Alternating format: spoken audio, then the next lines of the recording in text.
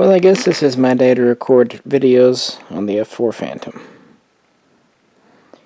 Did one on the British F-4K from Corgi, and recorded another one looking at the variations, although I don't know if I'll put that out or this out first, but this is not a history video for once. This is a model comparison. I wanted to compare two makes, two models. On the left we have an F-4D made by Air Commander, heavy metal. On the right we have an F-4J from Hobbymaster. Both are 1/72 scale diecast, of course.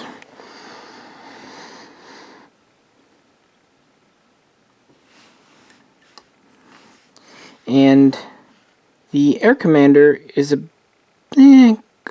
not twice the money, but at least 50% more expensive than the Hobbymaster. So is it worth it?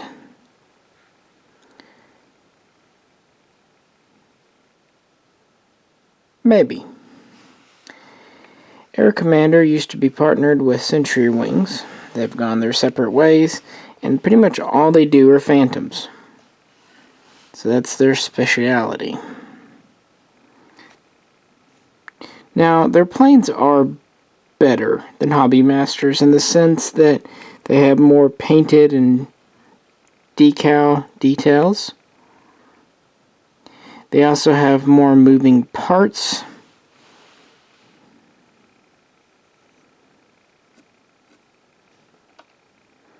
And just other little things. Now, the Hobbymasters, of course, we know what they have. They have the gear up or down. They have opening, closing canopies. The rear is hinged, and the front is replaceable. You can either do open or closed, plug it in.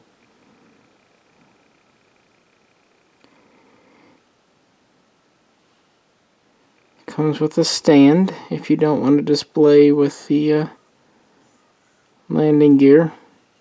The stand, it kind of sets with two pegs in the bottom. It's okay, but as you see, it's a little unstable. The newer Phantoms from Hobbymaster have one-piece landing gear, which is nice. The door and the gear are all one piece. The older ones were actually two pieces. The tail, nothing moves. The Hobbymaster planes tend to be pretty fixed. And it's majority metal. The wing and the body. The tail is, at least the stabilizers and all that are plastic.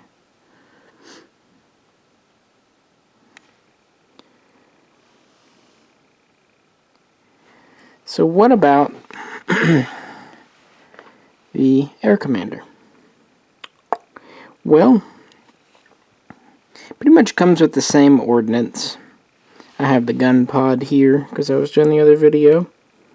But to be fair, the Hobbymaster F-4D does come with the gun pod as well.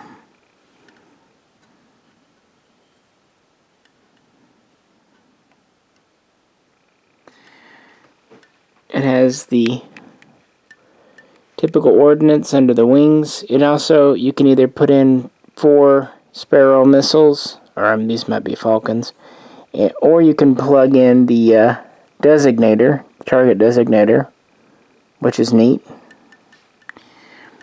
Is it a better model? Oh, really? Pretty much yes. But is it worth the extra money? That might be a little harder to figure out. It has more metal to it, which is good because it's in the heavy metal thing. The tail is metal now. The horizontal and the stabilizers. Also, the parts do move. For example, the rudder back here can move, and the tail can move up or down, which is pretty neat.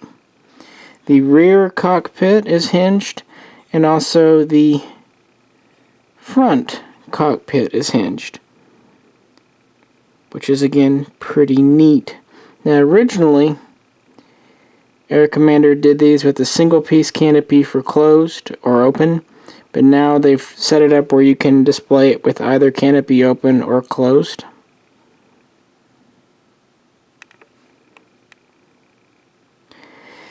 Also, the landing gear is kind of interesting. Both rear gear are one big piece. They stretch across the entire fuselage. So it's one chunk.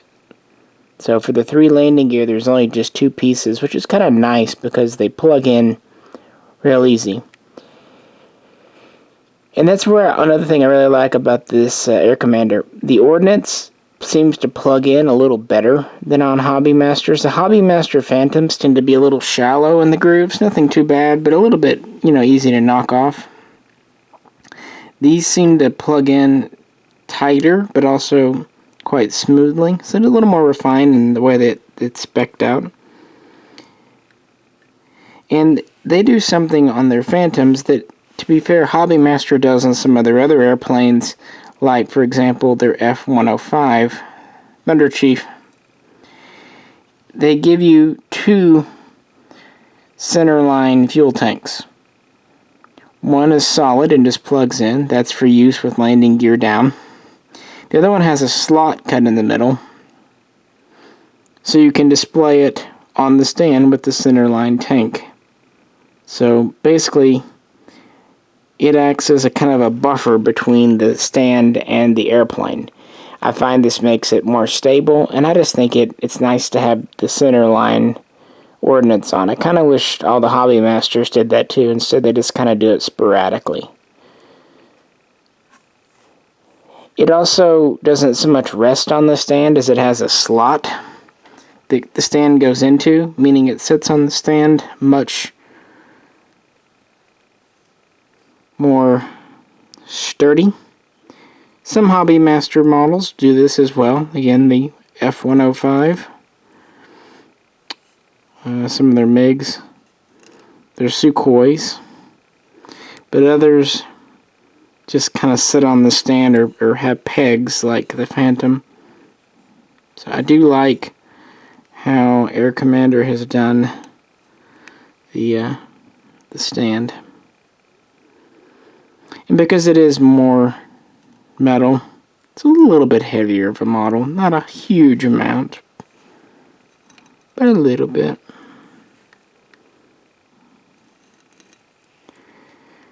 So, which is better? I would have to say the Air Commander. A few more options, a little bit more metal, better stand, better landing gear, better fitting ordnance, a little better detail on the markings. But the Hobby Master is not a slouch. It's a very good model. And the Hobby Master does so many F4 variants. Air Commander just does about a dozen. So if you want to get into kind of the more obscure, you're going to go with something other than Air Commander. But if you're looking for just 1 or 2 models and you're a big Phantom fan, I think it's worth spending the extra money for the Air Commander. Your call, though. I just thought since I had these both out, why not do a comparison video? Anyway, if you'd like to know more about the history, got videos on that, or you can just, look at old documentaries from the History Channel. Probably better than me, but, I enjoy doing these, so hope you enjoyed tuning in. If you could, like, share, and subscribe. Otherwise, this is Misha, and I'll catch you very soon next time.